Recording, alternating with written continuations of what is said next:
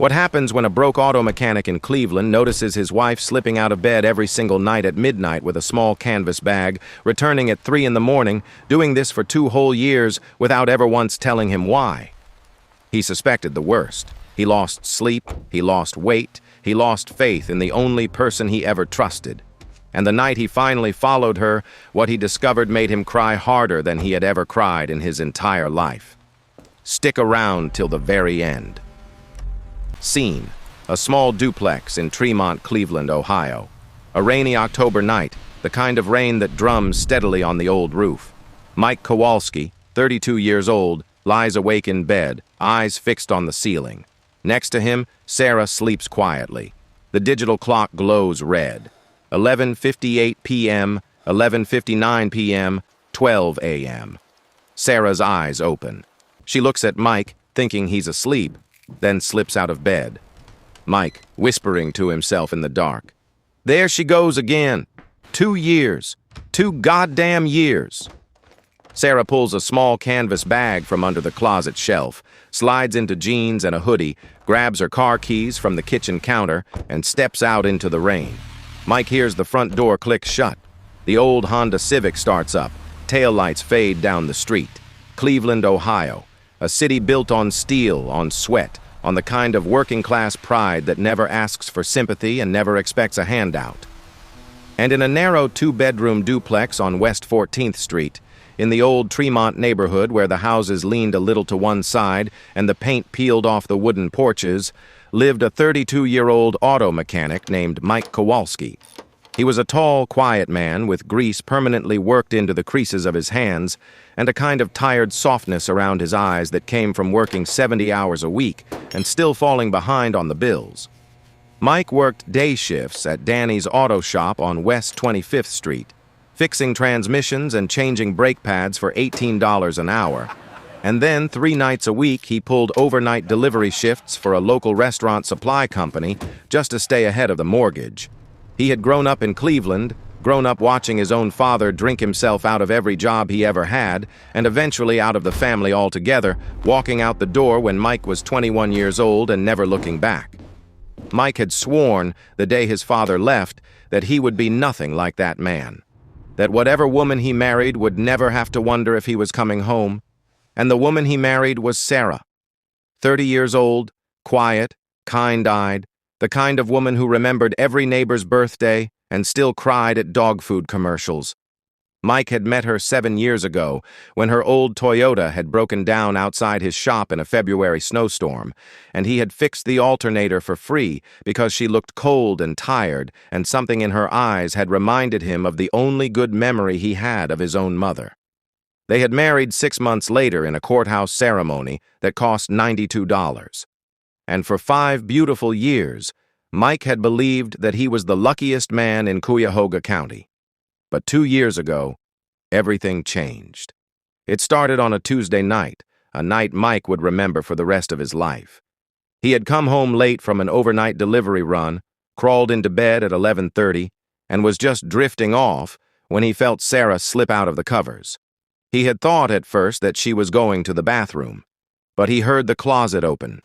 He heard the soft rustle of a canvas bag. He heard her keys jingle.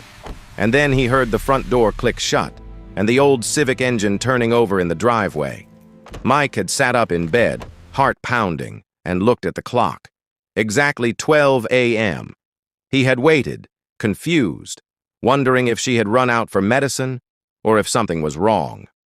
But 3 hours later, at exactly 3 in the morning, the Civic pulled back into the driveway. Sarah walked back in, slipped out of her clothes, and climbed into bed like nothing had happened. Her breathing slowed within 2 minutes. She was asleep. And the next night, she did it again. And the night after that. And the night after that. For 2 full years. Mike asked her once, just once, about 2 months in. He had said casually over breakfast, "Sar, I heard you get up in the night lately, you okay?" And Sarah had looked up from her coffee, smiled a smile that Mike had never seen before, a smile that did not reach her eyes, and said, "Just trouble sleeping, honey. Don't worry about it." And then she had kissed his forehead and changed the subject. Mike had never asked again. because deep down, in the place where men do not like to look, he was afraid of what she might say. Tonight, he had decided, everything would change. Tonight, he would follow her. He pulled on his boots, grabbed the keys to his beat-up pickup, and slipped out the back door into the Cleveland rain. And what he would discover before sunrise would break his heart and rebuild it in the same breath. Mike pulled his old Ford pickup out of the driveway, slow, lights off, letting the truck roll silently to the end of the block before he flipped on the headlights. Sarah's red Civic taillights were already half a mile ahead, turning onto West 14th. His hands were shaking on the steering wheel, and he did not know if it was from the cold October air or from the 2 years of silence that he was finally about to break. The Cleveland streetlights reflecting off the wet pavement in long yellow smears, and Mike kept his distance, 2 cars behind, just like he had seen in every crime movie he had ever watched. Sarah drove east on Lorraine Avenue, past the closed-up pierogi shops and the boarded-up corner bars, past the old Catholic church where Mike's mother had dragged him to Mass every Sunday when he was a boy. She did not stop at any of the places Mike had feared she might stop. No motel, no apartment building, no bar.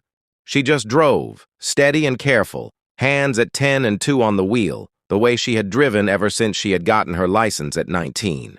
And Mike began to feel something worse than suspicion settling into his chest. He began to feel guilt.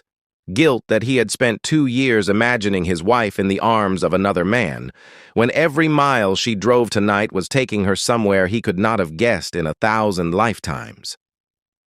Sarah crossed the Cuyahoga River on the Hope Memorial Bridge, the one with the stone guardian statues that Mike had pointed out to her on their 3rd date, and she headed into the industrial flats on the east side of the river, the part of Cleveland where nobody went after 10 at night. Warehouses, rail yards, the ghost of the steel mills that had raised Mike's grandfather and buried his grandmother's hopes of ever leaving this city. And Mike's truck followed her, 300 yards back, his heart climbing into his throat. She pulled into the parking lot of a massive, low-slung building with a blue and white sign that Mike recognized instantly. The Amazon Fulfillment Center on East 40th Street. Mike had driven past it 100 times on his delivery routes. Sarah parked her Civic in the employee lot near the back and got out, pulling her canvas bag over her shoulder. Mike parked across the street, behind a row of rusted dumpsters, and watched. Sarah walked to the employee entrance. She swiped a blue badge against the card reader. The door buzzed and she slipped inside. Mike sat in his truck, engine off, hands gripping the steering wheel so hard his knuckles were white. His wife had a job, a second job, an overnight warehouse job that she had never told him about. Not once, not in 2 years. And for a moment, Mike felt something he had not expected to feel tonight. He felt relief.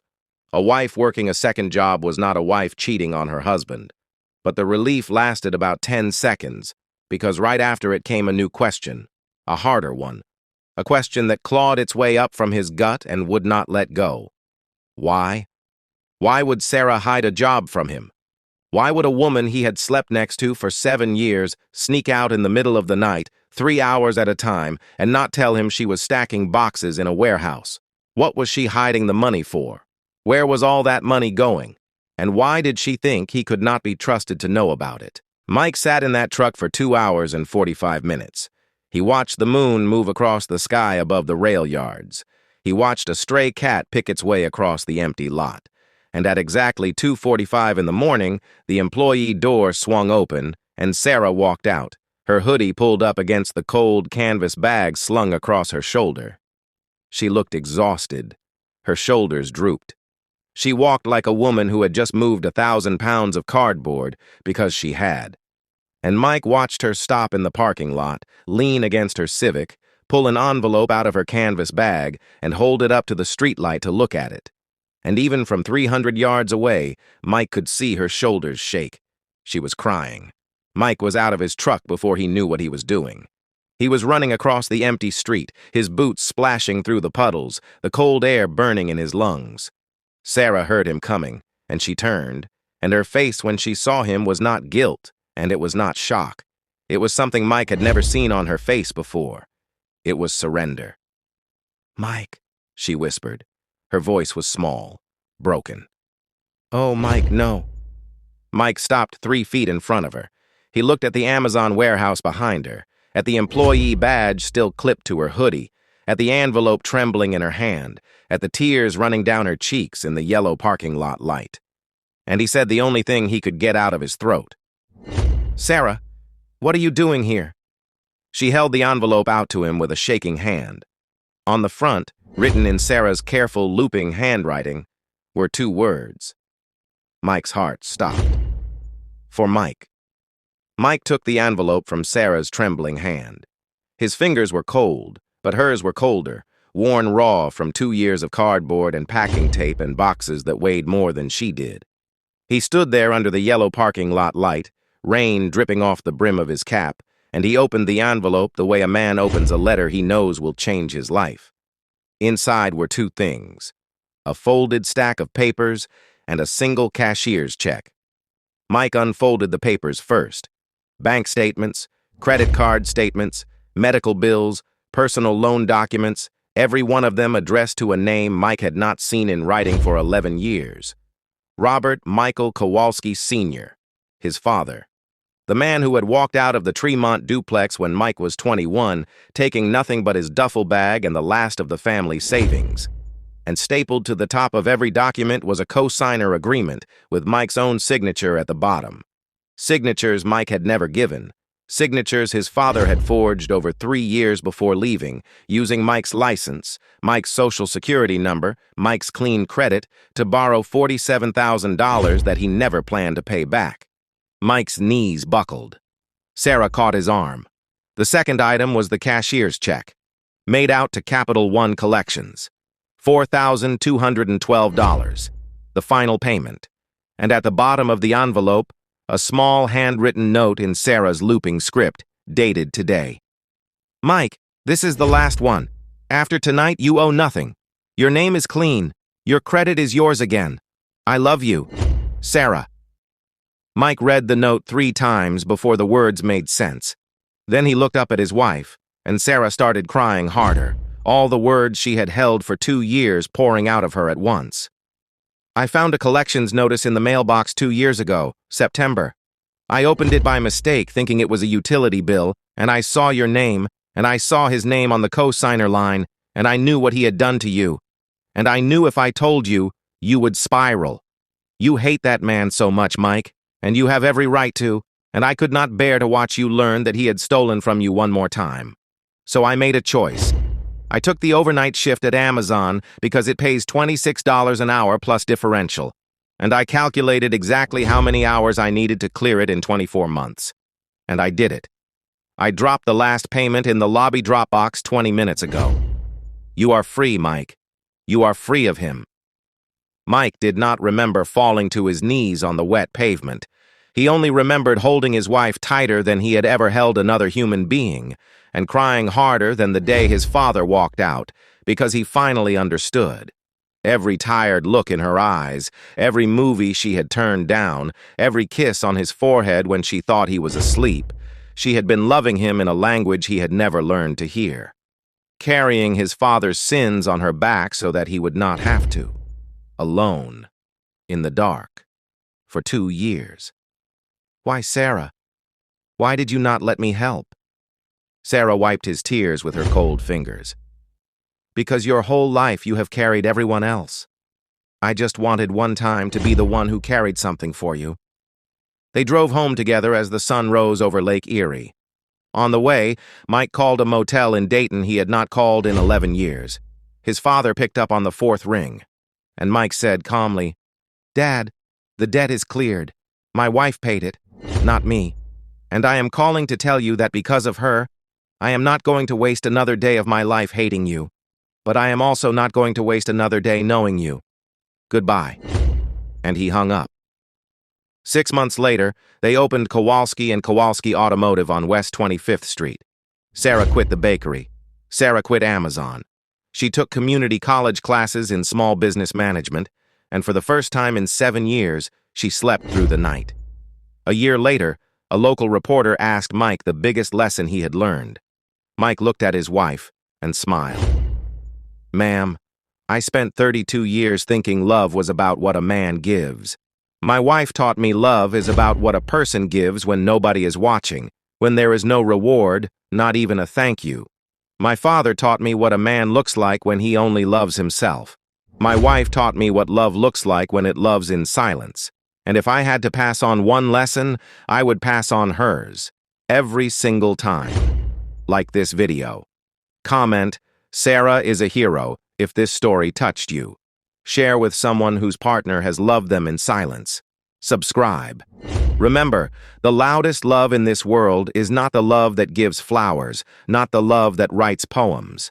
The loudest love is the love that works a warehouse shift at 2 in the morning so the person they married can sleep a little easier and never asks for a single word of credit in return. If you are married to someone like that, hold them tight tonight, because you will never find another like them.